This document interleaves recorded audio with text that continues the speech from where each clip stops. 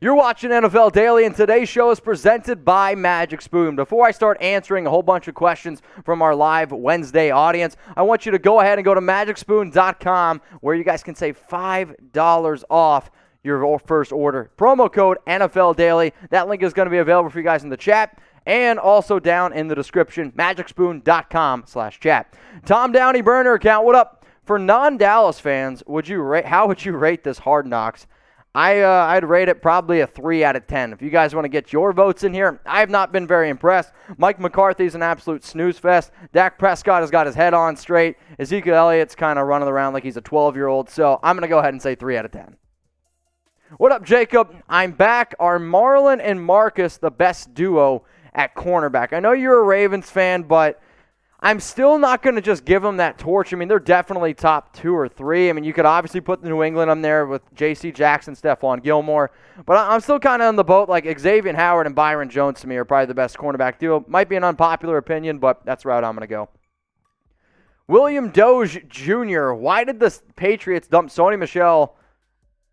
Well, it's not to Seattle. It's to the Rams, first off. Just helping Seattle with nothing good in return. So I think you mean the Rams. So they got him for basically a 5th and a 6th. This is actually a trade that I projected probably like 3-4 weeks ago on Chat Sports, where I was like, Rams go ahead. They get Sony Michel for a 5th-round pick because of the injury to Cam Akers. I mean, that's why this ultimately happened. What up, Matt? Love the beard. Thoughts on Drew Lock? It's a great question. I mean, Teddy Bridgewater named the starter on Wednesday. If I was Drew Lock, obviously I wouldn't be very happy, though. I thought he actually played halfway decent. His biggest problem is going to be who the hell is going to give him a chance, because he's not going to be playing for... I mean, if he's not playing for the Broncos, there's not many other teams out there that I would honestly say that Drew Lock would be better than the current starter. So, something to think about there. But, Matt, I appreciate the question. Let's go to Miles Burke. In the current free agency, who can still be signed? KJ Wright's probably a top name out there. Geno Atkins is still a name to consider. Maybe even somebody like Richard Sherman. I mean, I know he had his whole blow-up situation not too long ago, but Sherman's still out there. I'm trying to think. Mark Barron, I know he just recently visited the Raiders, but a lot of different videos, or we've done a lot of different show segments actually on some free agents out there as well. All right, let's go to the next question coming in here from Might Not Make It. Will the Broncos trade Drew Lock? It's a good question. The fact that Bridgewater is now the starter, if I would have put money down, I would have said Lock would have been the starter over Teddy Two Gloves. But what are you going to get for Lock? Like, you went out, you drafted him in the 2nd round. He's been kind of meh thus far in his career. Bridgewater looked really good this past preseason game. I mean, what team could he potentially start for? Like, that's probably your biggest issue. I'd probably rather have Jameis Winston over Drew Lock. I know that might surprise some people. Maybe, he might be better than Sam Darnold, but the Carolina Panthers just traded for him. The Houston Texans, they got a whole issue there. I mean, there's just a lot of other routes you could go. But how about this? This is what Chat Sports here is all about. Who's better? If you think Drew Lock's better, type DL. Or if you think Teddy Bridgewater's better, I want you to go ahead and type TB. If you're looking for a conservative offense, it's Teddy Bridgewater. I still think, though, the higher upside might have actually been Drew Lock. What up, Chris? Much love. Is Callaway going to be the number 1 until Thomas gets back? I know if there's been one receiver that his hype has gone skyrocket after past week, it's definitely Callaway. What do you have, like 5 grabs, 104 yards, 2 touchdowns? I mean, a phenomenal performance, but I don't know if they're going to have a true number 1. I have more confidence in him than Traquan Smith, because Smith hasn't really shown me too much. But if he does end up being that number 1, he is going to get a lot of targets, because even Troutman, he just got banged up as well. Super chat time. What up, Burning Spades? Much love to you. Shout out, y'all. Thoughts on Rosen to Atlanta and Sony to San Francisco? All right, so Sony, guys. Sony Michel went to Los Angeles Rams, so like that's where he went. Do you think Smith could turn Rosen around similar to what he did with Ryan in Tennessee? I'll say this. I do like Arthur Smith's ability to really be able to coach a good offensive game plan. The biggest concern is this. I've never been the biggest fan of Josh Rosen. He also doesn't have his head on straight, so no, I don't have a lot of confidence in that, and I actually don't even know if he's going to end up making the 53-man roster. Let's go to Max Kaufman. Mitch, who is your dark horse teams in the AFC and the NFC? I would say my dark horse teams in the AFC and NFC, I mean, can I even consider the Cardinals a dark horse team at this point? I'm not 100% sure about that. I think the Bengals could be a sneaky team. If Joe Burrow can stay healthy, I like that offense a lot. I'm not saying that they're going to win that division, but could be a team that, challenges at least some teams. That's probably the route I'm going to go for just for now. Just Washington football team. They don't get nearly enough love either. I know they had a 7-9 record, but that defense is freaking legit.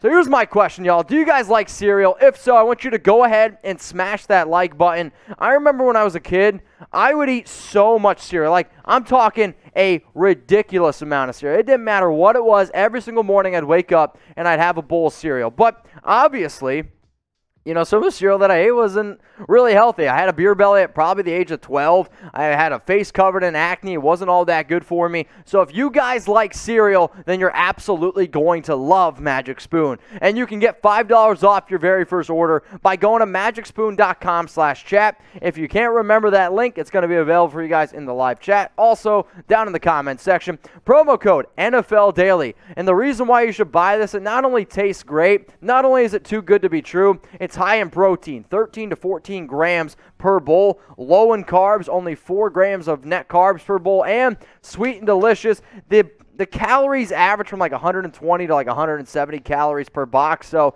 it does differ a little bit.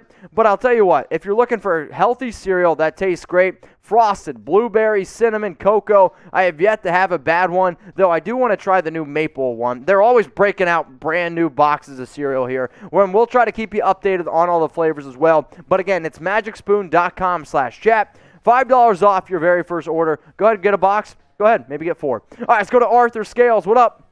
Who's your pick for the Super Bowl matchup? Okay, the Super Bowl that I think is probably the most likely is the Kansas City Chiefs up against, I'm going to go with a team, honestly, probably out of the NFC West. I don't know who it is exactly. The Super Bowl, though, that I kind of want to see, that I still think is realistic, if the Buffalo Bills could make it in with Josh Allen out of the AFC, that would be pretty intriguing to me. And then I don't really have a NFC team. I don't want to go ahead and pick the Rams. If Matthew Stafford plays well, that defense is absolutely legit. And I also don't want to just say the Tampa Bay Buccaneers, because back-to-back Super Bowls is not an easy thing to do. Fred Express, will Darwin Thompson make the final roster? It's funny, I actually loved Darwin Thompson when he first came out. Small school kid, went to the Kansas City Chiefs. He's got really good bursts, really good acceleration. He has an opportunity, and since I did surprise cut candidates, I'm going to go ahead and say that, yes, I think Darwin Thompson ends up making the final roster. What up, Anthony Parks?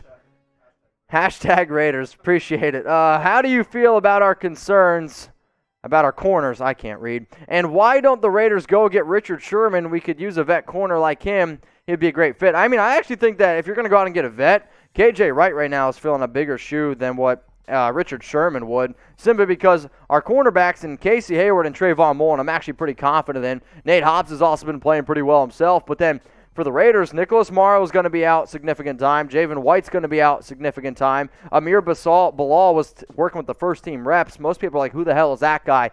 KJ Wright right now is probably the more important name to go out and get.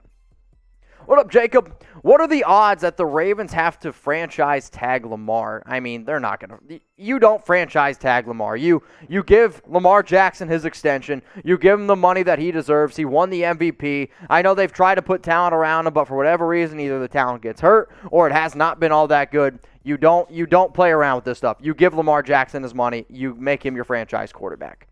Now, if the Ravens do make Lamar Jackson one of the highest-paid quarterbacks out there, we're going to 100% guarantee make a video around it. To make sure that you don't miss that video, go ahead and hit that big red button for more free videos around the National Football League. If you haven't already, don't be a loser. Click that red button and subscribe to Chat Sports. Keep you guys updated on everything going on around the NFL. Let's go to Durr.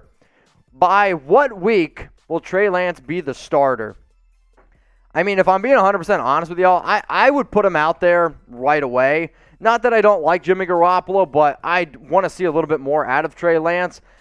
The issue is going to be this. Like, if the 49ers come out and they're 3-0, 4-0, really just leaning on that defense, you rock and roll with Jimmy Garoppolo. If they go 0-1, you're already going to start hearing the boo birds. If they go 0-2, it could get really, really shaky. I do think, though, that Lance is going to start sooner or later.